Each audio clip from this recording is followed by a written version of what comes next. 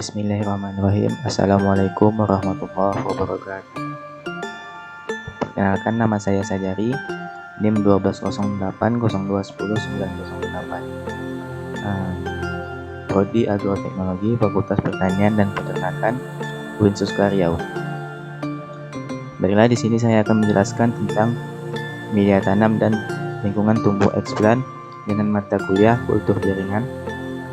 Dosen pengampu Dr. Rosmaina, SP MSI. Sebelum itu, apa sih media tanaman kultur jaringan itu? Media tanam kultur jaringan merupakan media yang diperlukan agar sel atau jaringan tanaman yang diisolasi dapat tumbuh dan berkembang menjadi tanaman yang lengkap. Media tersebut mempunyai komposisi nutrien yang dapat mendukung pertumbuhan eksplan sesuai dengan yang diinginkan. Kebutuhan nutrisi untuk pertumbuhan bahan tanam eksplan yang optimal sangat bervariasi antar jenis tanaman, bahkan di antara bagian tanaman yang berbeda. Apa perlunya media kultur jaringan ini? Media ini digunakan untuk sebagai tempat tumbuh tanaman yang kita kulturkan. Adapun beberapa komponen utama penyusun media kultur. Yang pertama yaitu garam mineral atau hara makro, atau disebut juga makronutrien. Hara makro adalah unsur hara esensial yang dibutuhkan dalam jumlah banyak oleh tanaman, seperti nitrogen, fosfor, kalium, kalsium, magnesium, dan sulfur. Komponen ini merupakan pembentukan protein dan asam amino dalam tubuh tanaman. Juga merupakan elemen pada beberapa koenzim.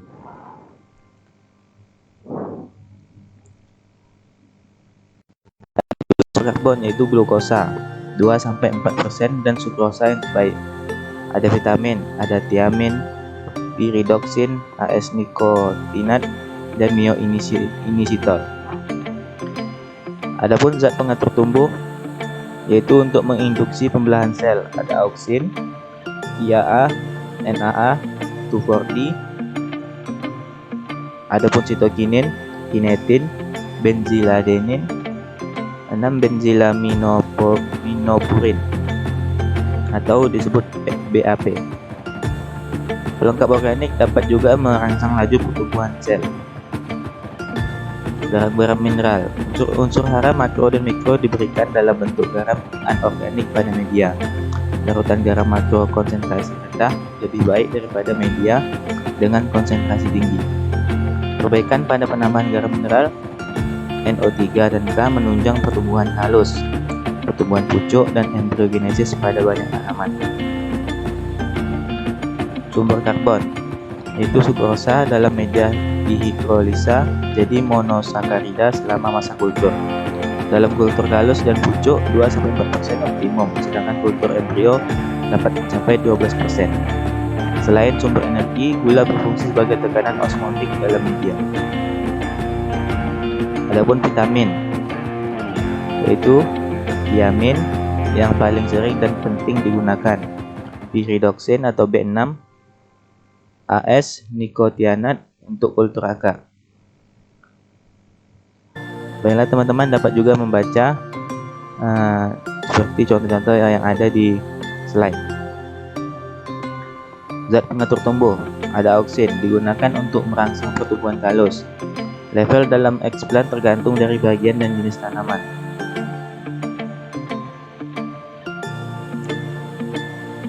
Ada sitokinin, yaitu turunan dari adenin, sangat penting dalam pembelahan sel dan morfogenesis.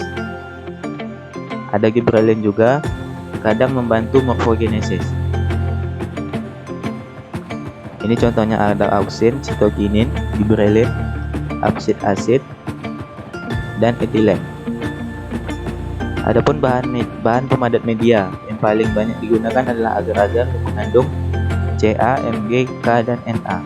Keuntungan pemakaian agar-agar yaitu membeku pada suhu 45 derajat Celcius dan cair pada suhu 100 derajat Celcius. Tidak dicerna oleh enzim tanaman, tidak bereaksi dengan penyusun media yang lain. Konsentrasi agar yang terlalu tinggi dapat mengurangi difusi persenyawaan dari dan ke arah eksplan sehingga pengambilannya kurang, sedangkan zat penghambat dari eksplan tetap berkumpul di sekitar eksplan. Ini beberapa pelengkap organik. Ada air kelapa, digunakan untuk mempertahankan pertumbuhan. Ada juga ekstrak ragi, digunakan pada awal sejarah kultur jaringan oleh Watt dan Robbins. Ada juga jus tomat, ekstrak pisang, dan kentang merupakan sumber gula, vitamin, dan zat pengatur tubuh. Penggunaannya dihindarkan karena tidak spesifik dan hasil yang diperoleh kadang tidak dapat diulangi kembali. Ada juga arang aktif, arang yang sudah dipanaskan dengan uap atau udara panas.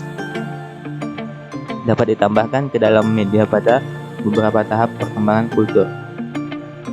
Pengaruh arang aktif mengadsorpsi senyawa toksik yang terdapat dalam media. Ada juga mengadopsi zat pengatur tumbuh sehingga mencegah pertumbuhan liar dan membantu embriogenesis.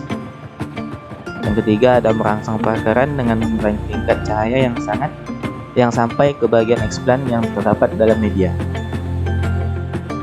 Ada pH. pH harus diatur agar tidak mengganggu fungsi membran sel dan pH sitoplasma. Selain memperhatikan kepentingan fisiologi sel, juga harus memperhatikan pertama, pelarutan dari garam-garam penyusun, pengambilan dari zat pengatur tumbuh, efisiensi pembekuan agar sel tanaman membutuhkan pH yang sedikit, asam 5,5 sampai 5,8. Penambahan asam amino sebagai buffer organik. Sekian yang dapat saya sampaikan. Lebih dan kurangnya saya mohon maaf. Wabillahi wal taufiq wal hidayah. Wassalamualaikum warahmatullahi wabarakatuh.